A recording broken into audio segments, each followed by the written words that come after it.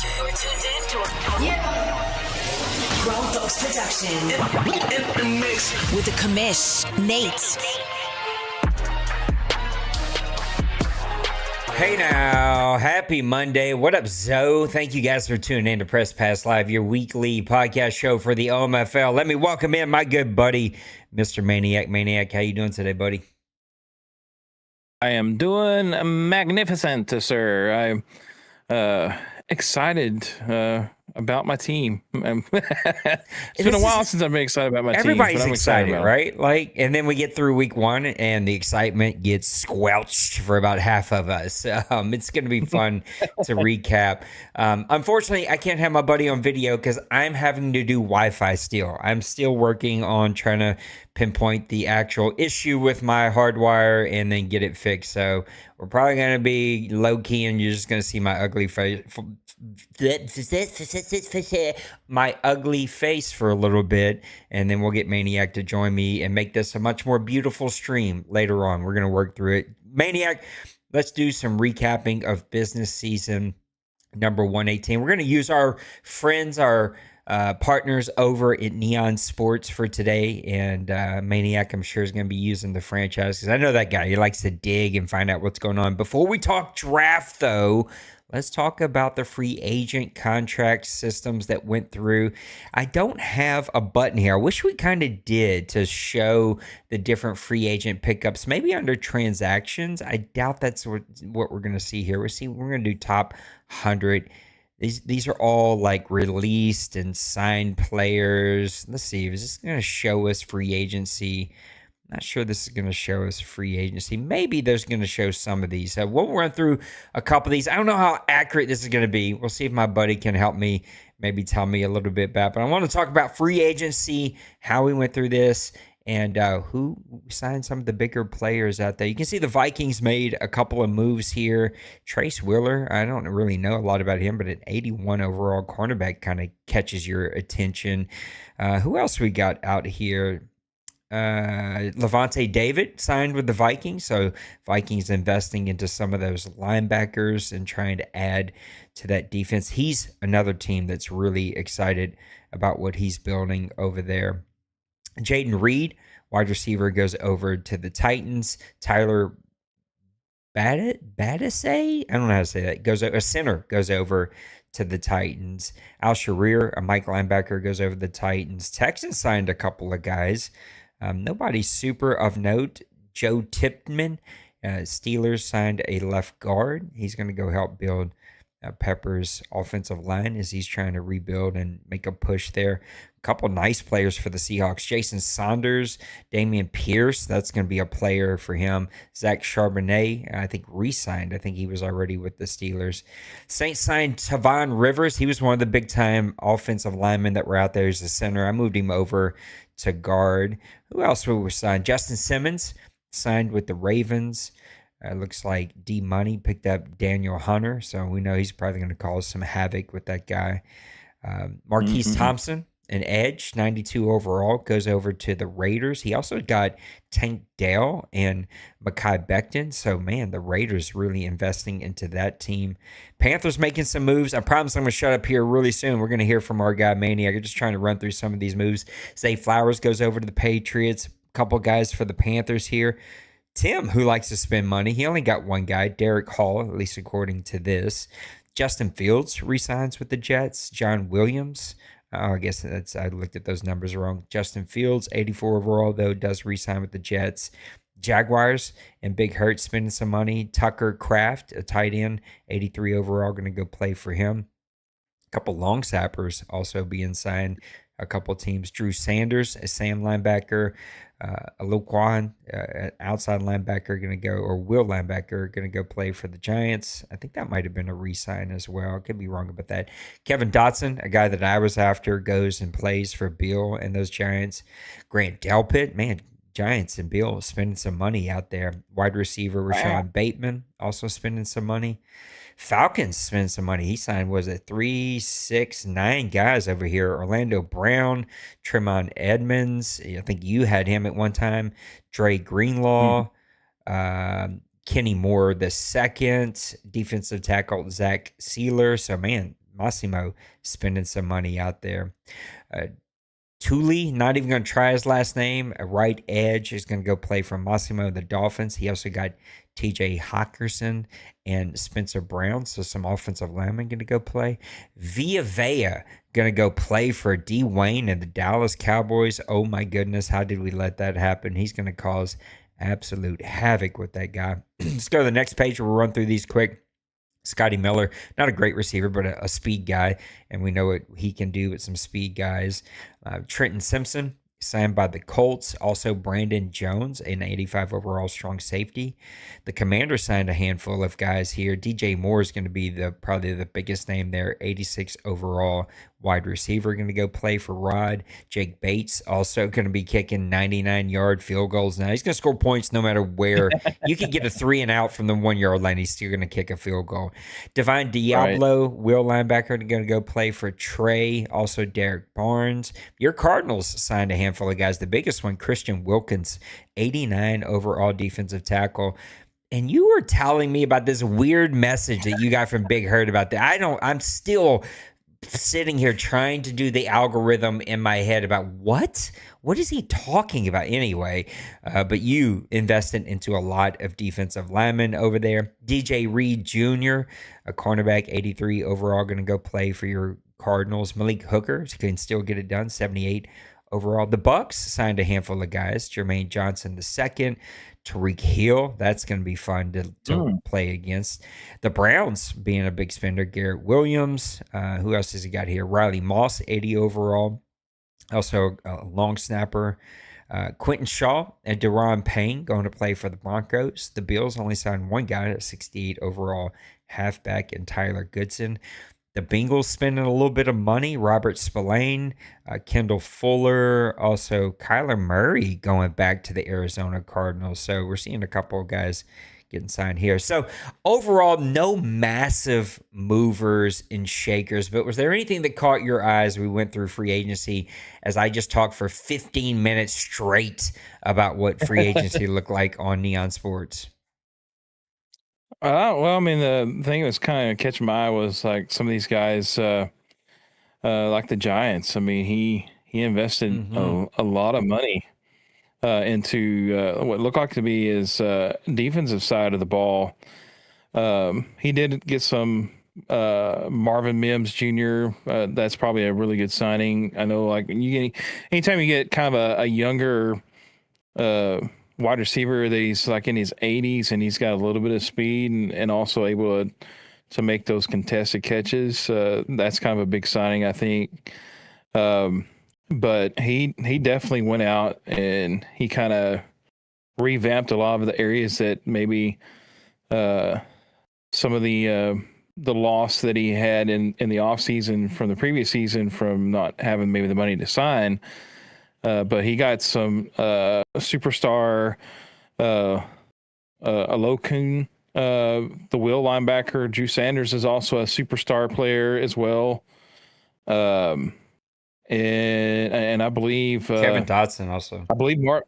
Yeah. So all those guys have superstar abilities, and sometimes those can be kind of big for you and stuff. And I know, like, when you're building your roster, you want to have those guys on your roster because if nothing else, it does make your opponent kind of take notice, like, oh, there's a superstar over there. So maybe I'm not going to run the ball that way every time, and I'm going to run it this way. And I don't know. It can help sometimes, I think, with the cat and mouse type situation in games played. Giants, Raiders, your Cardinals, the Seahawks, even though not a lot of players, a lot of good players, impactful players.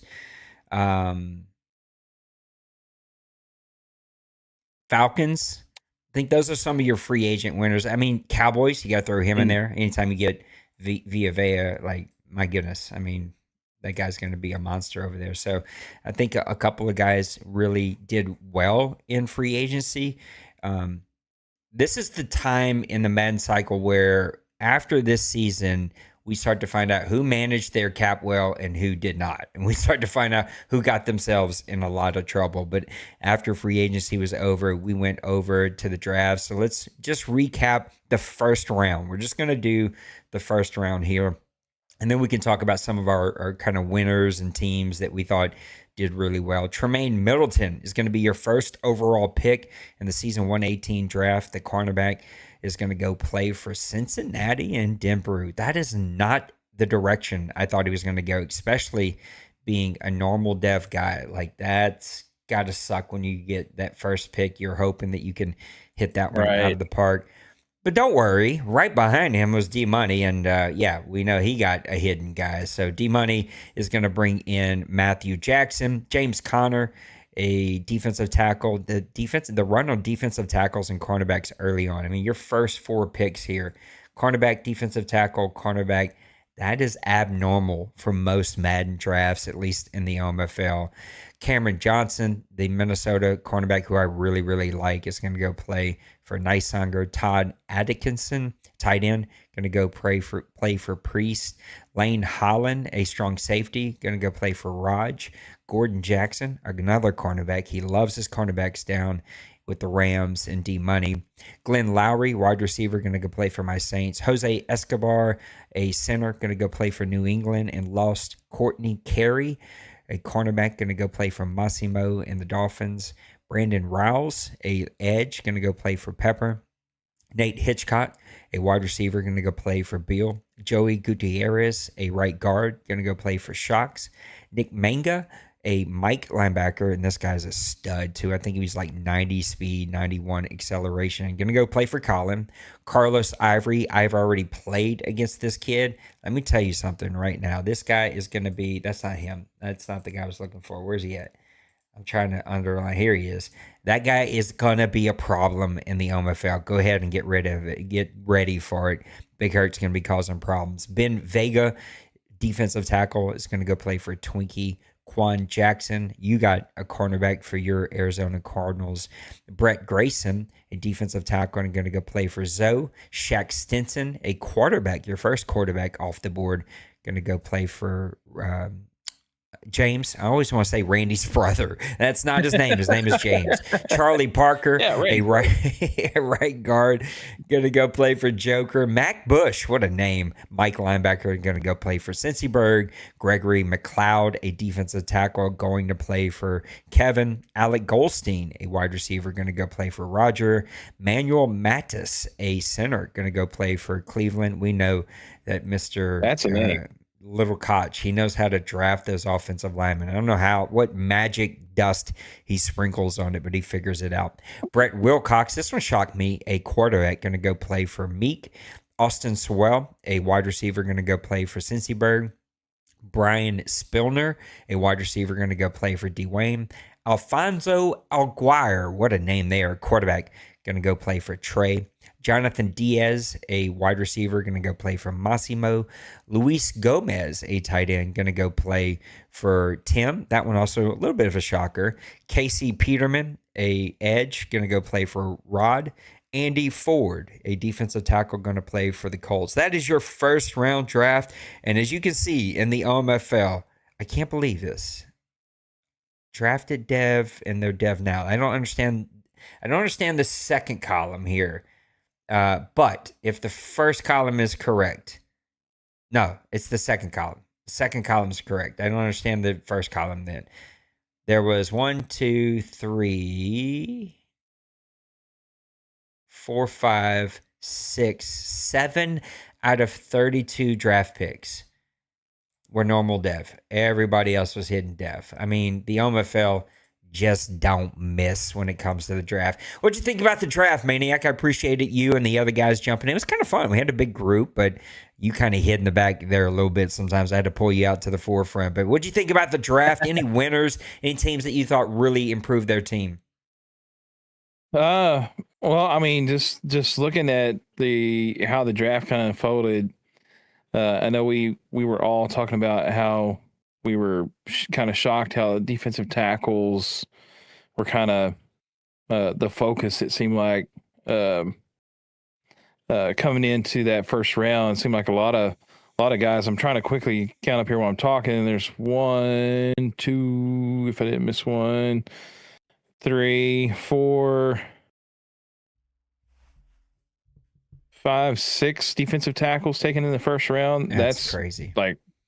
That's crazy. I mean, because most of the time these guys, they're not letting speed pass the first round. I mean, they're taking Not a undrafted lot of free speed agents this draft, though, right? Like the speed. That's a good point by you. Like we usually see all the speed go early, but there wasn't a lot of speed, so it probably did open up those other positions.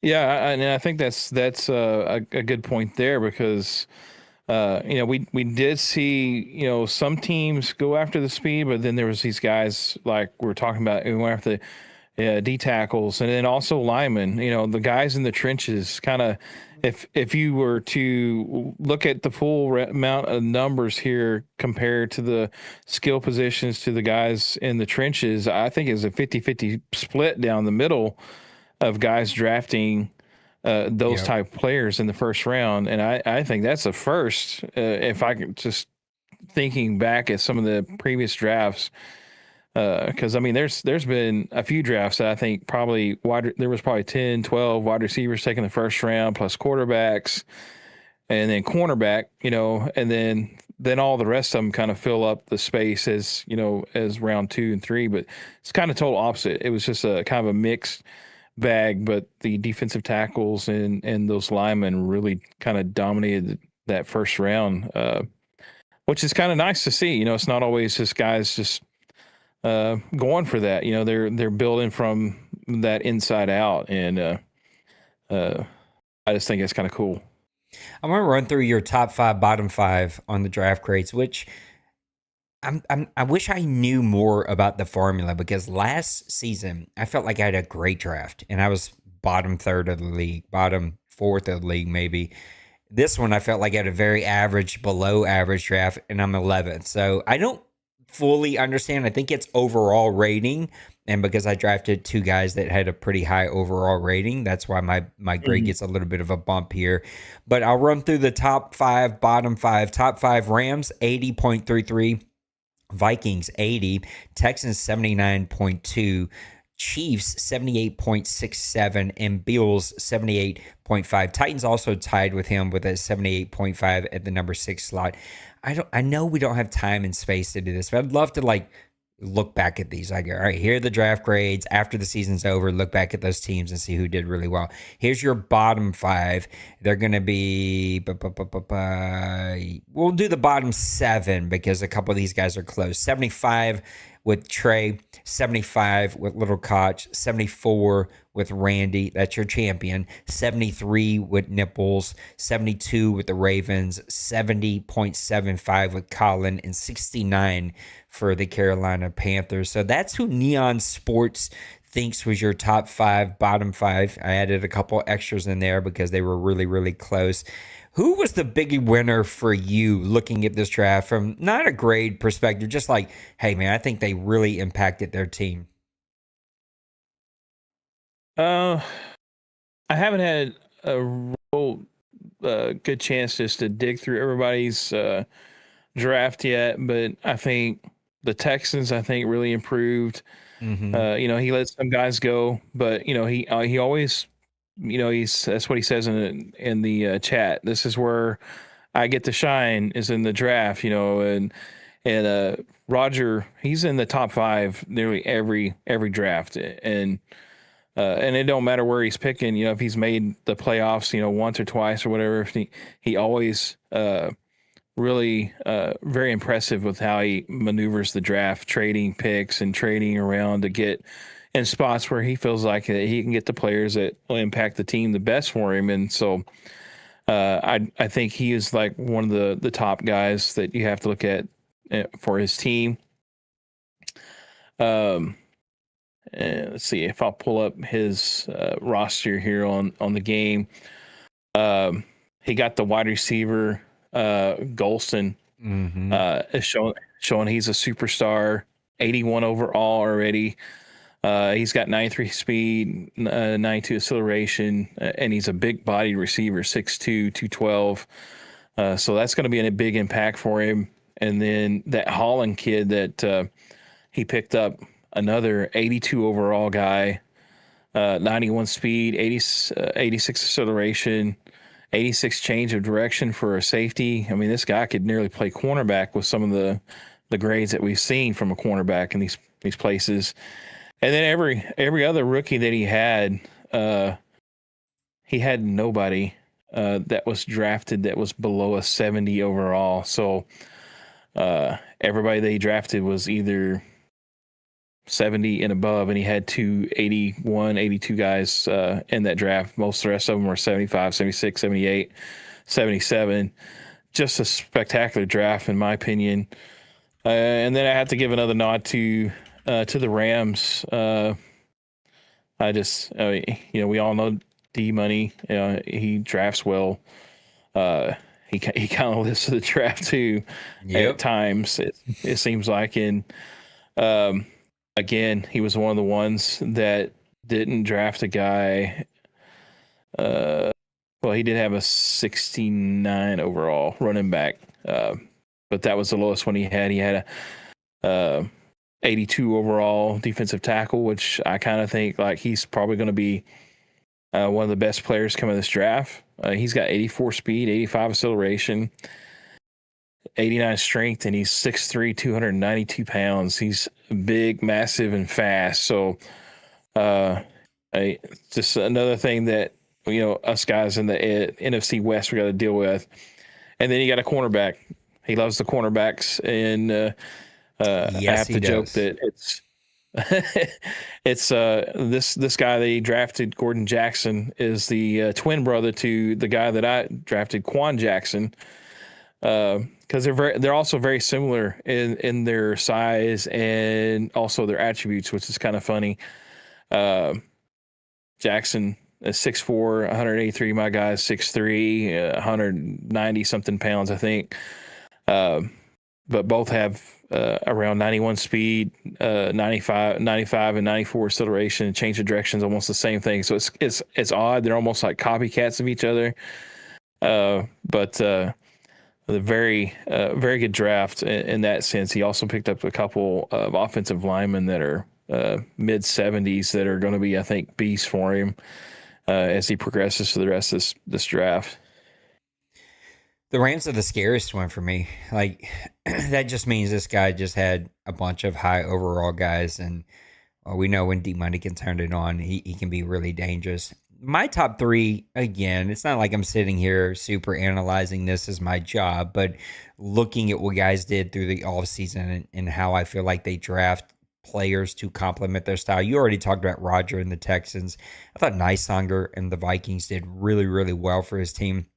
Feels like a brand new team that he's rebuilt over there, and they lost in the Patriots. I feel like he also did a really good job of rebuilding that team and finding some players that I think will step in and help him from day one. What up, Daniel? What up, Priest? What up, Birdman? What up, Zoe? Thank you guys for coming and hanging out with us here. Maniac and I doing a quick Press Pass Live recapping the business season from season 118. We're going to be off to season 118 as soon as the show's over because we got all of the guys done at 53, and we're going to go ahead and get this thing advanced. Before we go, and before we just kind of recap everything, I want to look at upcoming free agents. I thought this was a really neat addition to the Neon Sports page. Now, we could sit here and go through a ton of these.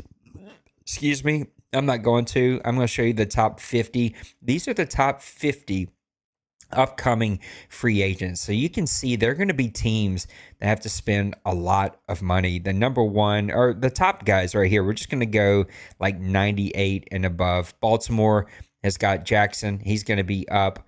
Why do we not see names here? Oh, no, it's over here. Duh. I just had a stroke there for half a second. Lamar Jackson for Baltimore is going to be up. Ian Peters, the quarterback for Jay Bouse, is going to be up for contract. Jamar Gibbs is going to be up for Tim. Christian Gonzalez, the cornerback, is going to be up for loss. He's got two guys. He's also got Tajay Richards, the wide receiver for New England, is going to be up. Malik Neighbors is going to be up for contract. Will Cole for Carolina is going to be up. These are all X Factor 98 and above guys. A couple of them are starting to age, though. Cole is 29. Richards is 28. The rest of the guys, pretty young. Lamar is going to be 30. Anthony Richardson Sr. is 25. Sean Kelly, defensive tackle for Buffalo, is 28. Bijan Robinson's up for contract. Justin Herbert, he's already been let go from one team. He's going to be up for contract again if Priest wants to re-sign him. Dexter Lawrence, who's on the trade block, is up for contract. And a bunch of young guys. You got Cliff Childress, the edge, 97 overall, X Factor for James. He's up. He's 24. The cornerback, Daniel Richards, is up for contract for Colin. He's 24. So a lot of guys are going to have to make some tough long-term decisions. And one of two things can happen in this cycle is if you get a guy that is open to a super long contract, it's actually good for you because we're not going to play till season 5, 6, or 7 in that contract, or probably even season 4. So you're pushing a lot of that money into the future that we'll never get to, which is good unless you're going to bring him over as an import. Right. And a little bit of a problem that you got to figure out. Or it could be bad because these guys are going to want a lot of money, and you can see they're already making a lot of money now. Going to be an interesting offseason to see what guys do. Any thoughts here about the upcoming free agent list? This is a fun little addition to the Neon Sports page. Yeah, there's some big names on there. A lot of names that we saw play in some OMFL Bowls recently. I mean, some guys have made big playoff pushes for their teams. And like I said, some of these guys are getting older. And that is one of the toughest things to do is actually manage your cap. I think that because it's confusing, right? What was that again? It can be a little confusing sometimes. Yes, and I've not done well in the past. Trying to manage my cap. I've made a couple mistakes, and I'm like looking back, like, oh, now I've set myself up, because I don't have no money to spend. Yeah. And that can be kind of rough too, because when you've got some spots on your team that you could improve, especially there's some players sitting down on the free agency, but I ain't got no money, and so now I've just got to scrape the bottom of the barrel and hope that I can find a player that can kind of fit a piece. But it's also nice if you don't have that problem and you got the cap space, you can go in like, you know what, I need this guy and I'm going to bring him on my team. But sometimes these players, like, you're looking at like Will Cole of the Panthers. If you go ahead and pays him, he'll probably be all right for the next 2 seasons. But kind of the way these players do that 30-31 area, especially on these guys that are kind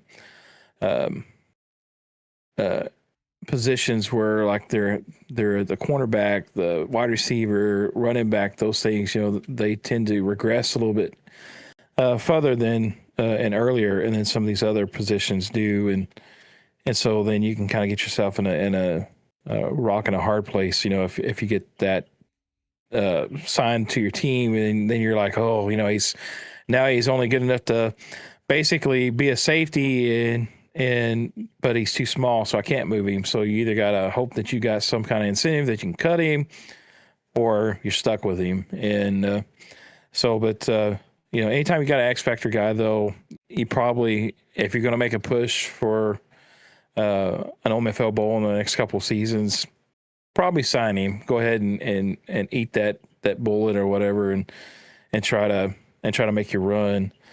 But then there's other guys, like Dwayne. Dwayne is like one of the guys I have to speak of. He seems like he always loses, key players, but he replaces them either with a rookie or somebody just kind of off the street. He'll turn them into superstar. That's just the type of player he is. And so Dwayne managed his cap a little bit different, so that's just, it's neat to see. It's neat to see how differently guys approach this. And I've approached it a different way. Most of my time playing here this season, or this Madden, I kind of went a different route, hoping that I could figure out, the cap. And so far, I had to give myself a pat on the back. I've actually done better with my cap situation this Madden than I ever have.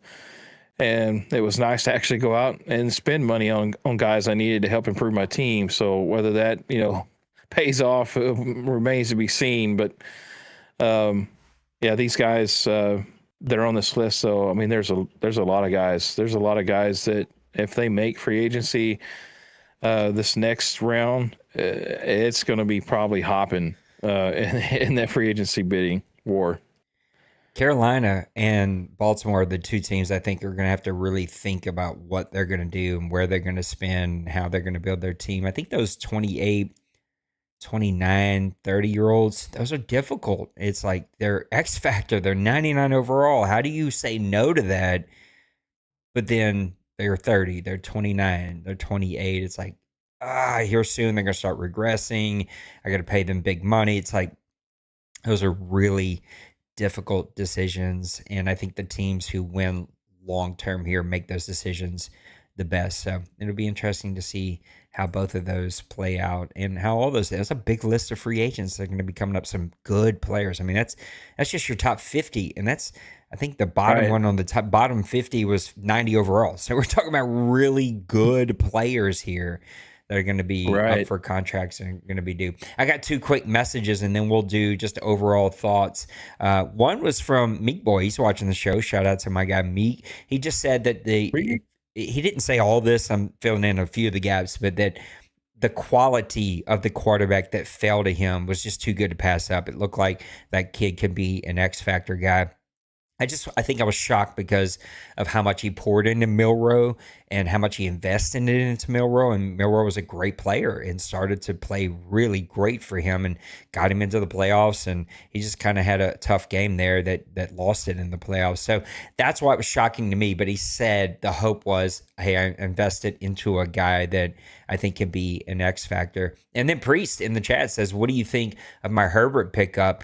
Priest, let's look at your team. Let's pull it up really quick. I don't know your team the way that I know my team clearly. I think I was interested in your draft and the way that you drafted. You drafted so many tight ends and like early on, it just was. You just approach your team very differently. The quarterbacks right now on the Green Bay Packers: Justin Herbert at 97 overall. Theo Richardson, a star 82 overall quarterback, is his backup, and Spencer Rattler is also playing for him. The Theo Richardson is the part of this that's like intriguing to me. You got a 29-year-old and Justin Herbert. Look, he's X factor. He's ready to go right now. He's 97 overall. He can do everything. He's got speed. He can move. He can do it all. But you got a 23-year-old star quarterback sitting right there. He's 82 overall. He's 23, 6'4", 228. He's got some speed, 81 speed. He's got a big arm, 93 arm. Like, I don't know. I get the point in spending the money if you have it for Herbert. But to me, if it's a 1-year stopgap, it's like, just invest it in a Theo. You'll have your long-term play, even for next Madden. He's 23, so you should be fine there. What are your thoughts about Justin Herbert going over to the Green Bay Packers? Yeah, I mean, if he's trying to win this season, putting all of his chips in to win this season, then it's a good move. But you look at his roster, and he's got a lot of young players. And he's let go of some players. I traded with him for that like 88, 89 overall center that he was trading. And he's had some cap issues, because that just comes along with certain teams. And sometimes it's not even your own fault. It's the real life NFL team's fault, because they've kind of made some bad cap decisions in real life, and you're kind of stuck with it, and you got to try to fix it. So, but looking at his team, I think going forward, for me, I think it kind of hurts the progress of Richardson, because if he sets him on the bench and and plays Herbert the entire season.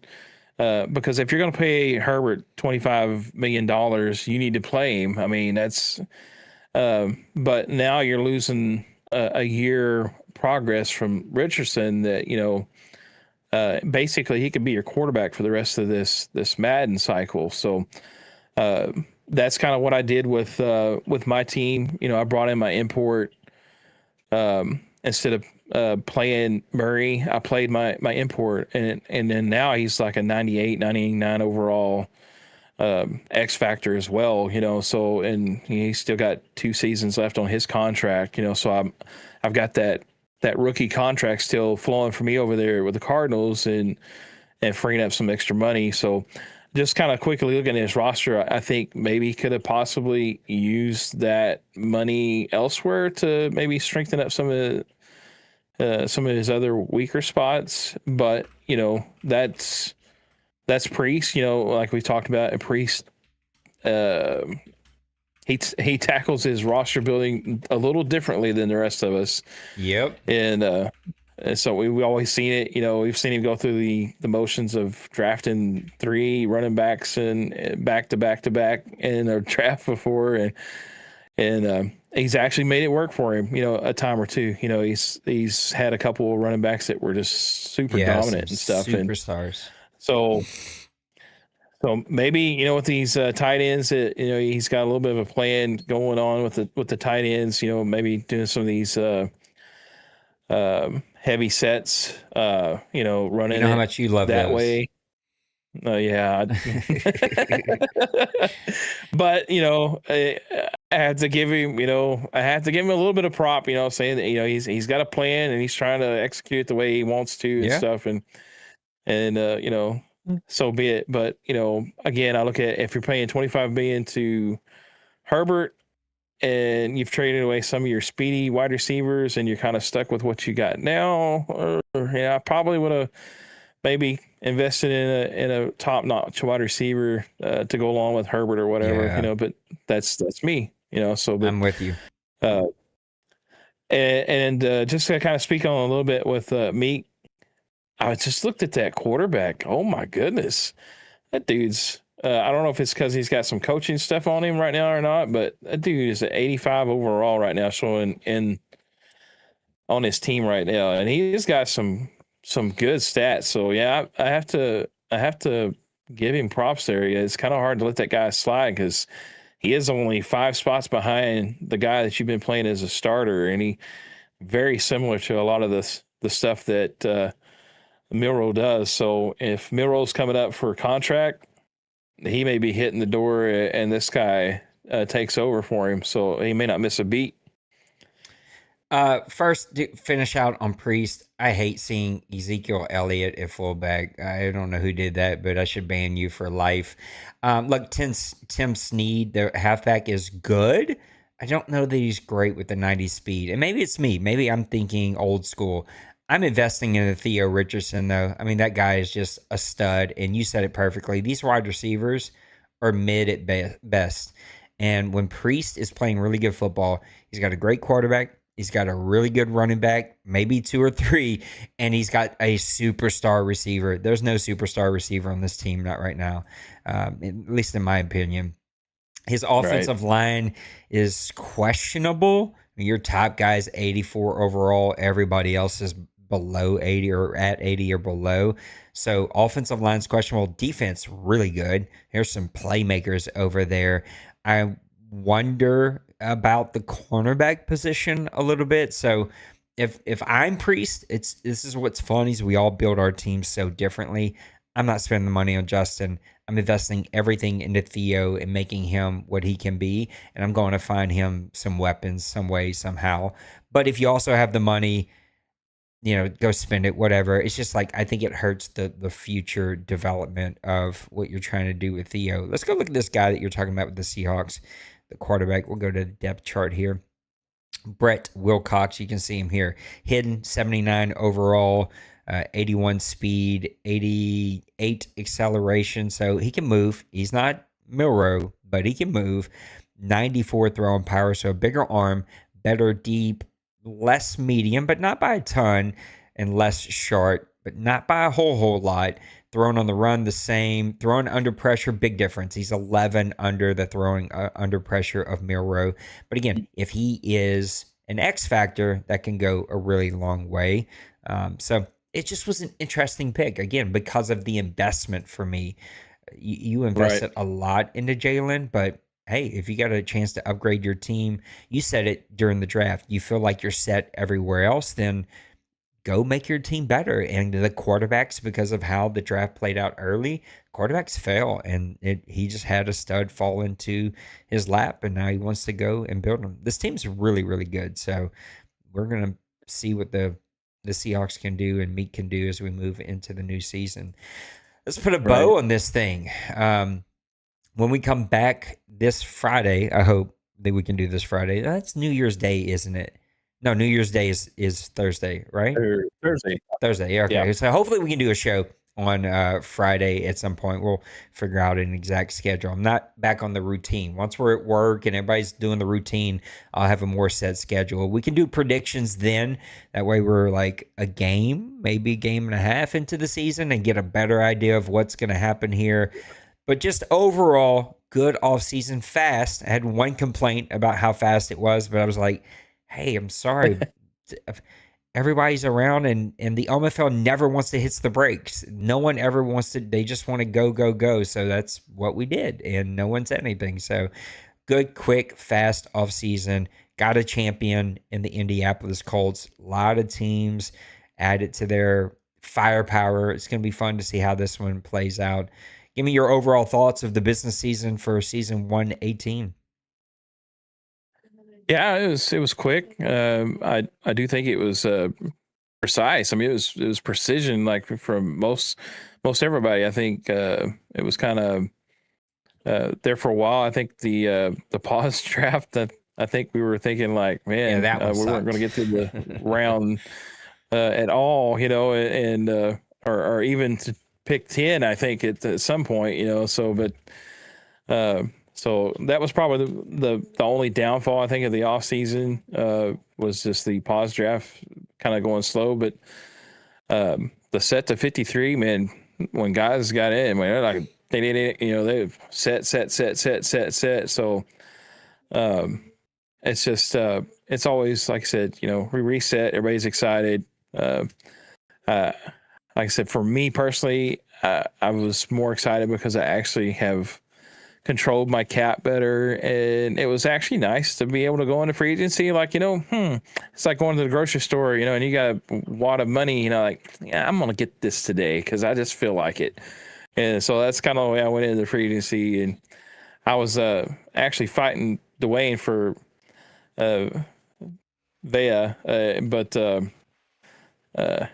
I didn't have all the criteria that he wanted, so Dwayne was going to win out on that one. So I just backed out and went to somebody else because I was all like, there ain't no way I'm going to compete with winning a championship. And so Dwayne's got that, and that's what he was wanting. So, but I really like how my team has worked out so far, and I'm excited for everybody that's Niceauger looked like he's building really good, and some of those guys that they're kind of on the far end, maybe closing the gap a little bit, on the bottom end. I know one thing though, this NFC West, man, they look like it's going to be a juggernaut, man, because everybody I think improved their team immensely, so it's going to be something else. So, but again, I have to say congratulations to Randy on winning the OMFL Bowl, and I know he's excited about that, man. He, looking forward to seeing if he can repeat. Yeah, I think it's the difference between, because I almost was in for Vea as well, but it's the difference between really good teams that we're just filling in holes and making ourselves better, but overall we're good, and teams like mine and yours that are working from the bottom, trying to rebuild the team up because of the NFL team and salary cap and everything we've been given. The problem with Vea, and the reason I didn't get in there, is like, I got a 23-year-old defensive tackle that I need to invest in. I don't have the luxury of just flopping a one-year guy in there and go and try to win the whole thing. It's like, I'm still trying to build just to get to the playoffs, and so I need to invest into the young capital, which goes back to the Priest thing, right? It's like invest into the young capital until you get to the cusp of like, okay, now I can go make a run. Then you start investing into the veterans that can help you kind of take it to the next level. I can't wait to break this down. You and I, when we come back, hopefully on Friday, if you're free, we can look at just some predictions and how this is going to play out. I think it's going to be a very, very interesting season. You can just see the preseason records. Now, most of these were sim. Only a handful of us actually played, but Arizona, Washington, Atlanta, all 3-0 on the NFC side. Las Vegas, Pittsburgh, Tennessee, all 3-0 in the AFC side. So maybe we're seeing a change in talent. I think the sims can tell us that, at least, that like there's a talent thing that has happened here in these teams that maybe were in the bottom are starting to elevate the overall talent of their teams. It's ultimately going to come down to two things: who has the best quarterback play in this league, the most efficient quarterback play, and then who can make stops efficiently on defense, who can make great third down stops, who can make great red zone stops. I think if you can do those two things on each side of the ball, one thing on each side of the ball, you can win in this league. And we're going to find out which team can do that in season 118. And it's the fun thing, like the NFL. All of us feel really good about our teams. Come week 3, we'll all feel very, very different. But right now, today, we all feel really good. Down in the comments, let me know your thoughts of the business season for season 118. It's been a fun one. I'm going to go advance us and get us into the regular season, and then the clock is going to start ticking. That's right. 3-day advances are back upon us. I've got my game scheduled for Wednesday, so it should be fun. Guys, thank you, Maniac, for coming to hang out with me and doing Press Pass Live. The guys have loved having you back, and I'm glad that you've made time to come and do that. For everybody else, thank you for hanging out with me here on a Monday. My goodness, I'm all twisted and turned. I hope you enjoyed the rest of your week. I will be back a little later tonight, so come hang out with me and watch us shoot some people. Should be fun virtually in the game. All right, love you. Bye. Peace. Deuces.